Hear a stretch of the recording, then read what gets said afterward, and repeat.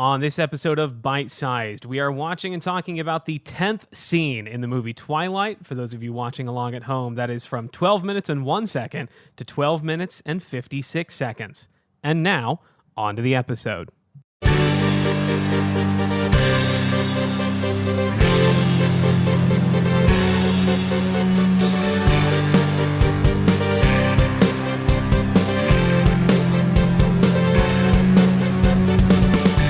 Hello and welcome to yet another episode of Bite Size, the podcast that is watching the Twilight movies in the worst way possible. I am your host, Ben Abear.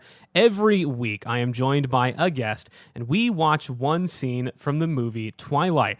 It's anywhere from, 30 seconds to 3 minutes. I am doing this every week, which is getting harder and more painful as time goes on for my guest. It's completely devoid of context. Speaking of guests, let me introduce today's.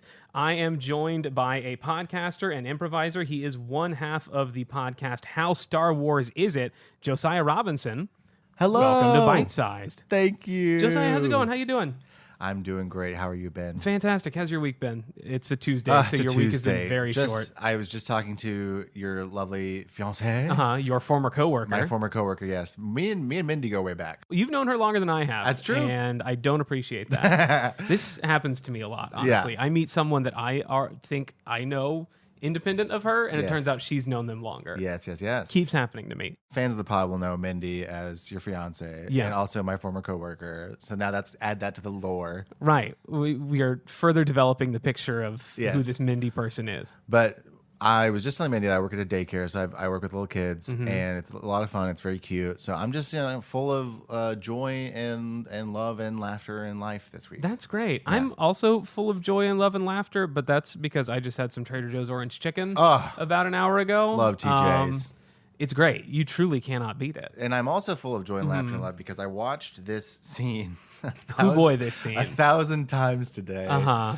And I feel like my brain is mush, and so I have nothing left inside me except for just like very primal emotions. Sure. Well, let's hurry up and get through this then before you completely collapse. I'll start the way I always start by asking you, Josiah, yes. What is your history with the Twilight franchise? So here's my history with Twilight. I have a picture I want to show you. Okay.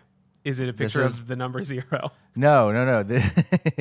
I actually was really into Twilight when I was in high school. I had no idea when I asked you to be on the show that okay. I have a history with it. Okay. So I'm thrilled to hear it now. Yes. So I read the books. Because girls read Twilight. Girls did read Twilight almost exclusively from my understanding. Girls. Yes. No, not that only girls read Twilight, but girls only read Twilight. They couldn't read anything else. Oh, right. Yeah. Not legal not the at the Bible. time. Not how to make Only friends Twilight. and influence people, just Yes. Twilight. Yeah. In 2000, from I think roughly 2006, 2008, they were only allowed to read Twilight. Yeah. And I thought to myself, hey, these girls are reading Twilight. I think I should read Twilight because that sounds like I would have a shared interest with the girls. It's an in. And it's an in. And the girl I liked at the time, Tracy, was really into Twilight. Even back then, I had like my burgeoning, I was like, 15, 16? My burgeoning comedy brain was like, this is kind of funny. Yeah. To be the guy that's into Twilight. Like in my mind, I was like, this is a little funny to me. Okay. Like I'm not doing it as a bit, but there is an irony there that to me that was kind of funny. So like, I'm going to show you this picture. For a long time, this is my profile picture of me. Sitting and reading Twilight. I have about 1,000 questions. Let's start with the chin strap. The chin strap, baby. Because you're sitting across from me. We're both bearded gentlemen. Yes, we are. You have excellent coverage. Thank you. You got hair all over the place. Well, I didn't always. Okay, because that makes me wonder: was the chin strap an aesthetic choice? It was not a choice. It was out of necessity. Okay. Because I couldn't grow a mustache back then. Yeah. But I could grow like a full everything else. And my mustache was just like 8 hairs. Okay. So I would just shave the mustache and leave everything else. Yeah. So I had the full chin strap, looking really good, looking like a bassist in like a Christian rock band. Oh, 100%. Yes. Is pretty much my general look back then. Got a couple bracelets on, including a friendship bracelet from the girl that I liked. From Tracy? From Tracy. And reading the OG Twilight. I think from the library. If I'm looking at that little sticker, Yeah, that looks like a library. it looks sticker. like a library book. So I'm reading the original Twilight. Uh-huh. Folks, this is my profile picture. I have headphones on. I'm pretty sure I was listening to Panic at the Disco. That was my question: is what were you listening to as you were reading Twilight? Panic on the Disco, on brand. Yeah, very on brand. I believe it was Pretty Odd was the album that had just come out, and I was listening to that. I was really into these books, and I had a Team Jacob keychain. Okay. Because I was Team Jacob. Okay. And to this day, I still am. Okay. Calm down. Feel strongly. Strongly about this. I did like it. I liked the books. I read all the books very quickly as they came out. I read them all. Yeah. It did give me an in with the ladies because they would be talking about Twilight and I'd be like, oh yeah, I'm Team Jacob. And they'd be like, wait, what? You're Team Jacob? You're so cool and sensitive. You're so cool and sensitive. Exactly. I'd be like, yeah, I've got a warm, fuzzy side, like a werewolf. But then I also just ended up liking the books. Are they good books? I don't know. Okay. But they're fun books, and they're entertaining books. Got it. The movies came out as I was in high school and college. Yeah. I watched the first 2 movies that came out. Okay. And I remember thinking, these aren't as good as the books. Yeah. I didn't like them as much as the books. You just hate good filmmaking, because I hate great movies. Okay. No, I don't know what it was. I think that it was just like they pretty immediately got like memed, you know? Yeah. And sort of like turned into a joke. They're also a little bit of a time capsule. Like watching these, you are transported back to 2008. And you can very clearly feel these studios and the adults trying to ask themselves, what are teens like? What are kids into right now in the year 2008? It's like looking at a picture of myself. This profile picture I have. It's exactly like that. Yeah. With your permission, I will post that to social media. I will send it to you, and you should share it to social media because it is a good companion piece to this episode. Let's talk about Star Wars. Okay. Because you're here. I'm here. And you have this show, How Star Wars Is It? Yeah. I have been a big Star Wars fan a long time, so I feel like we're just going to talk about this a lot. Twilight, in the time that it was big, was in this like echelon of franchises that were everywhere. But it's gone away in ways that like Star Wars and Harry Potter and the Marvel Cinematic Universe and even Lord of the Rings to a lesser extent has not. Yes. Those have all stayed around. Twilight, we did it. It's done. Yes. I was thinking about that too because I was like, everything's a franchise now, right? Right. Everything's a franchise now. That is like, if you can franchise something as a big corporation, you are franchising it. And I'm like, where is it with Twilight? Because they had the movies, they had the books, and then that's kind of it. Like there's not a big franchising of this market that's happening.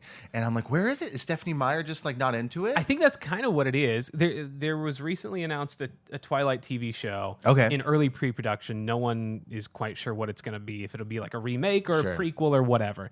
But that's happening, and Stephanie Meyer has released 1 or 2 books that are basically the same story just from Edward's perspective. Midnight Sun, and I think one more. But I think part of it, why Twilight has not had that sort of spin-off that others have, is because unlike George Lucas and J.K. Rowling, she's just willing to let it be. Let it go, yeah. Right. She seems to be happy with what she's created. I made something people really liked, and I put it out in the universe, and I finished it, and it's done.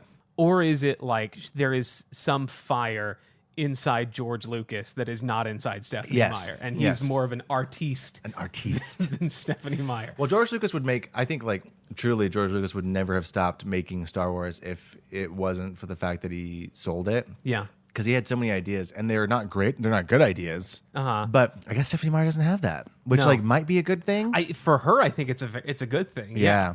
My last question, though. Yes, last question. Before we get into the scene, how Star Wars is Twilight? Let's just do a little episode of your podcast on my podcast. The fun thing is we're going to have you on the show. Oh, really? To talk about this so we can promote your show. Okay. We rate it on a scale of 1 to 10, not of how good or bad it is, but how Star Wars it is. That's the premise of my show. And I would say Twilight is a franchise. Yeah. It's not as big of a franchise. Sure. There is fantasy elements to it. Okay. There's fantasy elements to Star Wars. There's science fiction-y kind of things with their powers, you know? Yeah. But it's not like lasers and laser swords and laser beams and stuff like that. Yeah. So that's some points against. It's more of a romance. It is. It's a romance-forward YA novel. Yeah. Star Wars is pretty thoroughly YA, I would say, as well. Like it's for kids and grown-ups alike, which Twilight is as well. I would say I'm going to give this just with solid It's got vampires though, and there's not vampires in Star Wars. I'm sure say, like, you find a book or something that has space vampires. Let me look up. It. Hold on. Let's go find vampires on Wikipedia, please. Wikipedia. One of my favorite things that we do on the show is when I just look up random things on Wikipedia. All right, listeners, if you're interested in how Star Wars is it, good news. You don't have to listen. This is it. This is a whole episode right now. Oh, there's a force vampire. Okay. And energy vampires. Looks like there's types of vampires in Star Wars. Okay. So I'm going to say that's going to take it up to like a 5 for me out of 10. And we'll have you on the show. Okay. And we can really dial in deep and figure out exactly what the real rating is. Okay.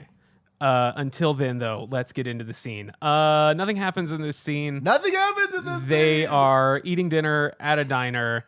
There is some awkward conversation, some awkward silence. The scene ends, and it makes me question why I'm even doing this. I have the whole script here that I wrote down. Okay. Ready? It goes like this.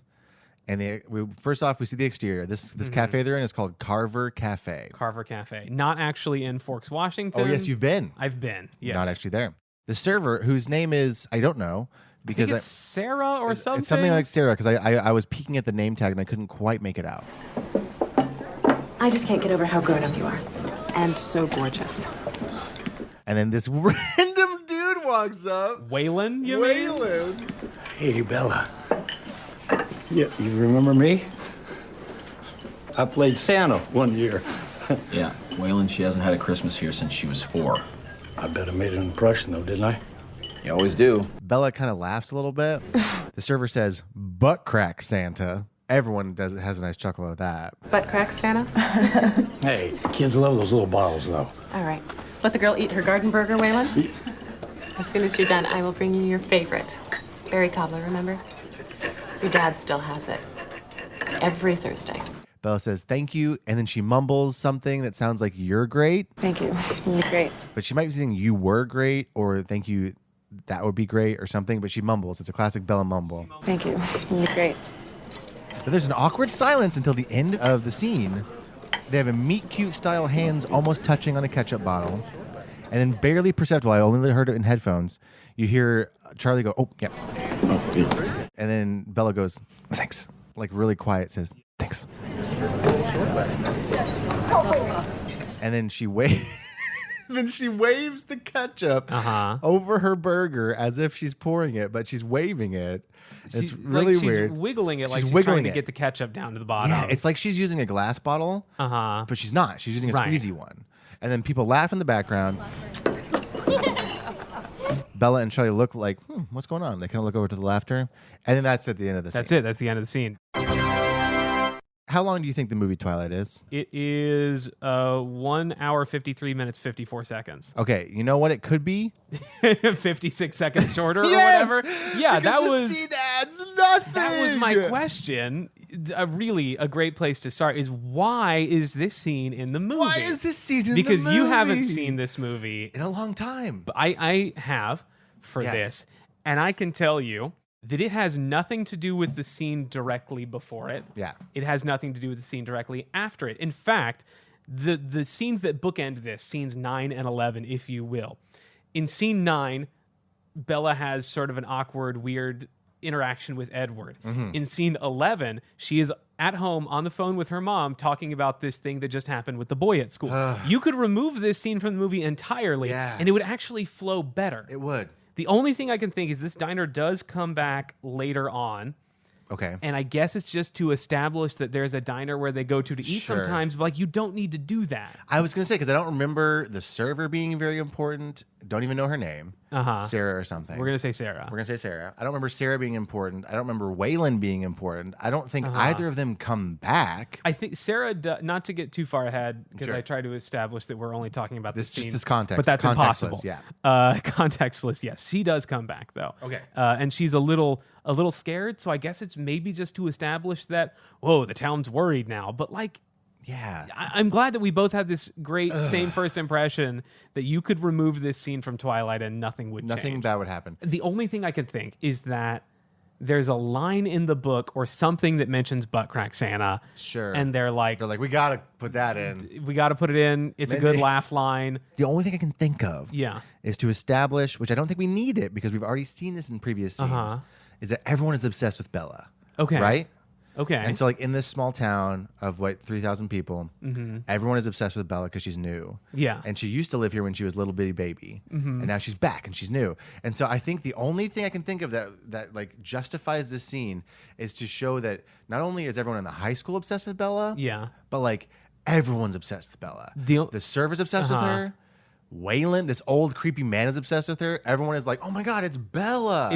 It's a new girl in this tiny town. Yeah, that's the only thing I can think of. But we already have that in other scenes. The only thing I can think of to justify is because the scene after this is her talking with her mom, and maybe to demonstrate that she's weird and awkward with Charlie and a little more open with mom. Okay, yes. But we've already seen that in the preceding 12 minutes that we're into this movie. I was going to say, that was the other thing I said, is that it shows that Bella and Charlie are still cold towards each other and aren't getting along yet. And we saw that not 5 minutes ago. We've already seen that. And if so, if this is the purpose, if that's the purpose, then why do we need the weird Waylon thing? And the weird, like, in the server. Because Waylon was the big hit from the book. He was a big hit from the book. You would know this better than I. would know this better. Yeah. Is Waylon in the book? I do not remember. This is not a podcast about the books. No.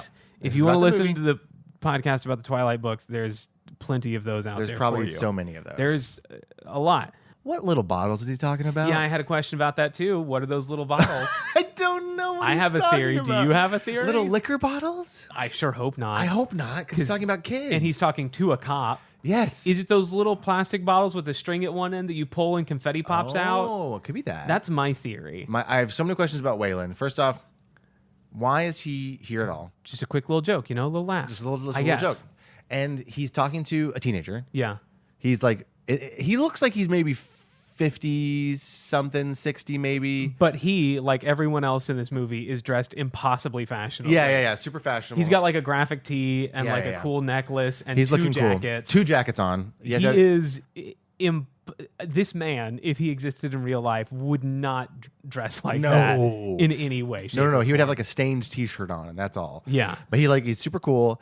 But he's like, I've questioned about the timeline here, because why is he playing? He could maybe play Santa now. Yeah. You're telling me like 15 years ago when she was here the first time he was playing Santa? Too young. Pillow in the shirt, fake beard goes a long way. Yeah. Too young though. Give me a real Santa. Okay, that's my main question about not bottles. A lot of Santas to go around in Forks, I guess. I guess so. It's a small market for Santa. Second off, what's a garden burger? A garden burger? That's a great question. Is that a veggie burger? I assume so. Okay, and you also have to consider the context. This is a little diner in Forks, Washington, which is population. Please hold while I look up Forks, Washington on Wikipedia. Oh, God, I hope that's on Wikipedia. Forks, a population about 3,000. I remembered correctly. So I imagine they don't get a huge demand for veggie burgers. For meatless. They don't get the Beyond Burger. There's no Beyond Burger in Forks. So is it just like a burger without the patty? Is there extra vegetables on there? It truly boggles the mind. It boggles the mind, because she calls it a garden burger, and I've never heard that phrase before. If you do go to Forks, Washington, though, there is an actual diner there. Not this one, a different one. You can get what they call the Bella Burger, which is just a regular burger with a piece of pineapple on it. And I feel like they missed an opportunity by not making it a garden burger? Something more gardeny than that. Why does it have a piece of pineapple on it? Is that something that Bella likes? I have no idea. Oh, Couldn't my God. tell you. I got to reread these books. It was closed. We didn't go in there. Ah, shucks. Okay, so what else we got here? Charlie's got a steak. Got a steak. Classic dad. He also maybe the whole like ketchup waving thing is genetic, because the way he salts the steak is very funny too. He's just kind of like the object work in this scene. It's chef's kiss. You can tell there is no ketchup. I love Kristen Stewart, great actor. There's no ketchup in that bottle. It reminded me of like if you watch like a rom-com or any movie set in an office where someone's coming in with coffee for the day, and they have 4 cups that are obviously empty because they're like just swinging them around like there's no weight to them at all. One thing my partner Charlie loves to point out in movies is when there's ice in drinks, it's always fake ice because it doesn't float. Oh, and so really? it's like plastic ice just like sitting in the bottom of a cup. I never noticed that. Yeah, you'll start look out for ice in drinks, because it's always like fake like plastic ice that doesn't melt and ruin like the continuity of shots and stuff like that. But yeah, the way he salts his steak is very funny. It's similar to how she ketchups her garden burger. We get a weird close up on the two of them, her with her ketchup and him with his A1 steak sauce. Yes. sort of adding their condiments at the same time. The last solid 15 seconds are dialogueless. 15 seconds of this 55-second scene. Yeah. That's more than a quarter of this scene. It's more than a quarter of the scene. It's just them in silence. I'm sorry. Well, I should say, Charlie goes, oh. Yeah. Are we supposed to understand maybe from the scene that Bella comes by her awkwardness naturally? And maybe, interesting. That maybe she gets that's it from where we're him. supposed to, maybe that's the purpose of the scene, is that she gets it from Charlie. Okay. That's another reading I could see from another this. theory. Another theory, because I emailed you back when you sent me the scene, and I was like, it's just a feast for the senses. Yeah, and I wanted to reply so many things, but I am afraid of spoiling content. Ready? Oh, okay, yes, yeah. I gotta say it. It's really blue. That's the blue bell. Congratulations, Josiah Robinson. In 10 episodes, you are the 8th guest to mention how blue this is. And just like the guest in episode 9, you're the first one that's listened to episodes, so it feels a little cheap. I feel like a dancing monkey now being forced to ring a bell. Like a dog asking for dinner or something. Yes, it is blue. It's very blue. Yes. It's funny how blue it is. We were talking about the awkward silence at the end, and that's sort of started and punctuated by this laughter that's coming from off camera. Yes. You can tell it's sort of behind the camera. Yes. And you can't hear it, and they both look at it. It catches their attention.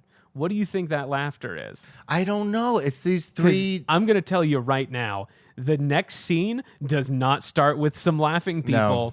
No. That is never commented on. It's never revisited. It looks like it's these 4 like townies. Could be. Just like sitting there and all in like, some very nice diverse clothing to make them look cool. Again, impossibly fashionable. Impossibly fashionable.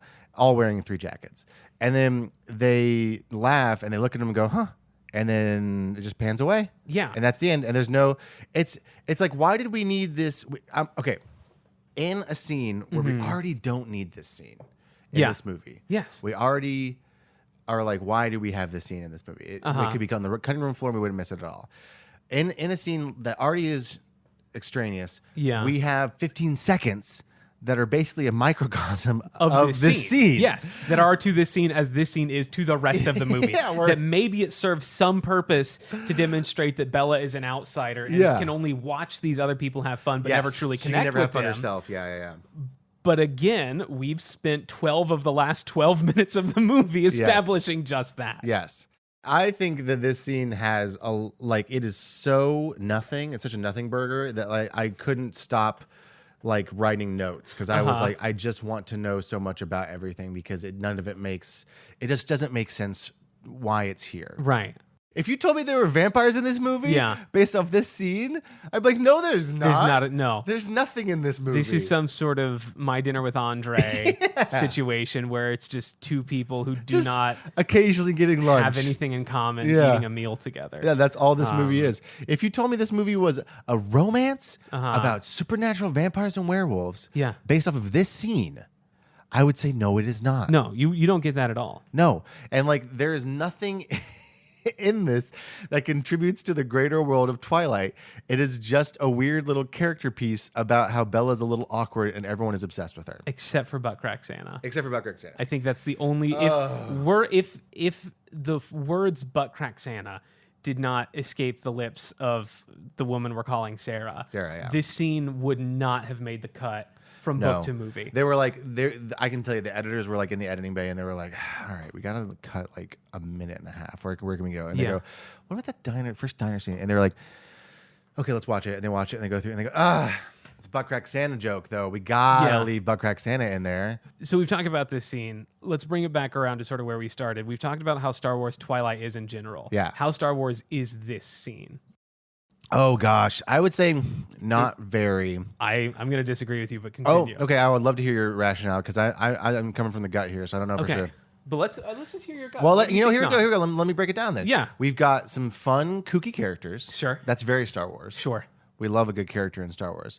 We got some background people that are in some fun costumes. That's very Star Wars. Yeah. I would say the music isn't super Star Wars in this. We've got a female protagonist. Okay. Not super Star Wars. Oh, what a Mary Sue, am I right? What a Mary Sue. I'm every Star Wars fan on the internet. Yes. Grr, I hate Rey. I love Rey. Just for the record. Okay. That's not super Star Wars. Mm-hmm. We've got It's very blue, very color graded. There it is again. That scared me that time. That one was real that time. You know what? Something that's funny is that we've noticed in Star Wars is that no one ever eats or drinks anything. Yeah. Like you very rarely see people eating. There's the blue milk. And the blue milk, exactly. Yeah. There's some rare exceptions that are famous, right? Like the blue milk. The space pear from episode 2. Yes, yeah. That you catch on a fork. Yeah. And so seeing them eat real food is like definitely not very Star Wars. Yeah. It's not very fancy. It's not very sci-fi. It's not very romantic even in this case. I'm going to say it's like a 3 out of 10. Okay. I think there are some pretty Star Warsy elements to it. I'd love to hear it. At the very start, you on your laptop there, while I talk, you can scan back to the start. It starts with, I would call, a very Lucas-y transition. Lucas loves his weird establishing shots, wipes, and like iris ins and fades. And this starts with what I'm going to call a truck wipe. It's a truck wipe. Which feels like something Lucas would do. You're right. It's a truck wipe. It's a truck wipe. That's very good. That's very Lucasian, if you will. And what is this diner but the Mos Eisley Cantina of Forks? Or the 50s diner in episode 2, Attack of the Clones. Sort of Dexter Jetster. Yeah, I'm saying Sarah's Dexter Jetster, and Charlie comes in here to learn about cloners. Okay. Yeah. Okay. I see this as the Mos Eisley Cantina. I can see it, yeah. Because you have your weird butt crack Santa's basically the Ponda Beba. Yeah. Apologies to the Twilight fans listening to this show. You didn't sign up for this much Star Wars talk today. Sorry about that. I need something to keep me grounded. Yes, and here it is. I'm offering you a lifeline. Because I'm 10 episodes into a 71 episode movie. That's a lot of episodes. I'm going to say this is like an 8.5. All right, I'll take it. You change a few details. This could fit into... You throw a lightsaber in there, it'd be in a Star Wars movie. Right, if Buttcrack Santa got his arm cut off... Charlie's just like... It would fit. She hasn't been here since she was 4. Zap! Right. Cuts off his arm. I think it fits right in. I think honestly, I like that take. And I think, once again, we have to have you on our show. Yeah. Talk about Twilight in general. Or maybe something else. But Twilight works too. You can talk about whatever you want. Hey, I'll talk about whatever you want me to talk about. I can take just about anything and make it a 10 out of 10 on the Star Wars scale. Okay. If you want, here's the thing. If you want to talk more about Twilight, we will let you talk more about Twilight. If you want a release and just like an hour to talk about anything else, just like something for fun, we can do that too. I'm torn because on the one hand, I am on a course to becoming the one man who knows more about Twilight than anyone else in the world. You are. It occurred to me because like I had seen these movies several times before on my own / with my fiance, but then I watched Twilight once to see if it would be a good fit for this podcast, and it was. So I watched it again to break down the scene by scene time code. I watched it again as I'm splitting it up, and then I watched each individual episode several times to get questions for my guests. So in the course of about a year and a half, by the time I'm done with Twilight, the first movie, I will have watched it probably about 15 to 16 times. Oh, God. Okay. This is where I'm once again concerned for you, man. Thank you. I appreciate that. I'm worried about you. I send a care package.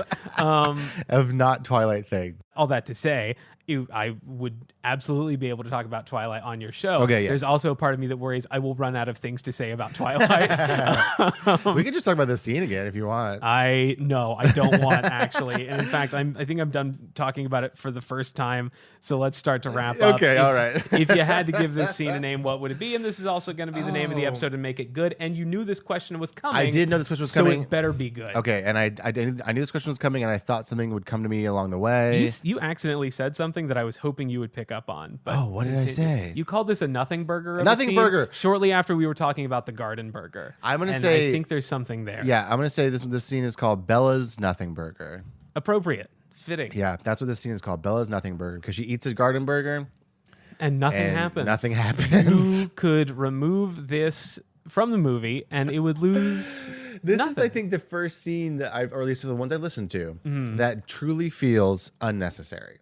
Josiah Robinson, yes. If people want to learn more about you and hear you talk even more about Star Wars, where can they follow you or listen to you or see you perform in person? Okay, so you can catch me at Anarchy, the Improvised Rock Opera. I've heard of that. Yeah, Ben plays drums with us sometimes. Occasionally in your band, yeah. Yes, it's the best. And you can catch us on Thursdays at 7:30. And I believe Heather was on the show too recently. Heather Scholl, guest of episode number 5. Yes. Yeah. So come see us. You can follow Anarchy Music Improv on Instagram. We post about who's in what show. And then you can also follow me at josiah.biz. That's DOTBIZ, and then my name, Josiah. I don't know why I spelled it out of order. That was weird. But anyway, you can follow me, and I'll post when I'm in shows and stuff, so you can check me out there. On all platforms, I'm josiah.biz. You can also check out my show, which we've talked about already. How Star Wars is it? ? We rate things on a scale of 1 to 10, not of how good or bad they are, but of how Star Wars they are, which we kind of did in this episode. We did a lot of this. If you liked the little teaser, little taste we gave you. It's just a silly show where we rank things. If you think it's funny when people name drop Dexter Jetster, this is the show for you. This is the show for you. We talk about Dexter Jetster all the time. As you should. He's got 4 arms. He's got 4 arms and a mustache. And a little crop top, a little slutty crop top. You can see his little belly. It's great. But yeah, me and my co-host Mike Gospel, who is also on Anarchy, on the show and within the next 10, 15 episodes, I guess. Point. We have episodes every Monday, so check us out at How Star Wars Is It? Oh my God, this is also every Monday. It's a good time to release a podcast. It really is. It is. And then you can find us at How Star Wars Is It on Twitter and Instagram and TikTok. So check us out there. That's everything. There you go. If you want to follow this show on social media, you can follow at bitesizedpod_ on Twitter, Instagram, and TikTok. If you want to follow me personally, you can follow me at benabear.com on Twitter and Instagram, which I realize now is very similar to your social media presence. Biz. Yeah, spelled the DOT out and everything. We were on very similar wavelengths when we made those. I love it. Yeah, if you want to send an email to the show, you can send an email to myfavoritetwilightpodcast@gmail.com. A really good email. Thanks. I love it a lot. As I've said before, I tried to make something that involved the name of the show. They were all taken, so I got mad. I think that's a great idea. Our email for How Star Wars Is It is agoodpodcast@gmail.com. Josiah, are we the same person? Because I swear I did not know that. And we didn't even talk about how we're both from Texas. Yeah. Well, and also I learned that you grew up in the Southern on your episodes. Yeah. Southern Baptist Church. Sure did. And I did too. All right. So I also was not able to grow a full beard until I was in my mid-20s. Maybe we are the same person, Ben. We got to hash some things out. We're going to wrap up this episode and then talk some more. Thank you so much to our editor, Ben Oxher, for putting this all together. Thank you to the band's swimwear department for the use of their song Mauled to Death as our theme song. Give them a listen wherever you find music. That is it for this episode of Bite Sized. If you liked it, tell a friend. It's kind of the only way word gets around at this point. Word of mouth is the best. Word of mouth is the best every Monday, wherever you find podcasts. That is it for this episode of Bite Sized. Until next time. You listen to every episode. Pour some ketchup on it. Pour some ketchup on it. See you next time.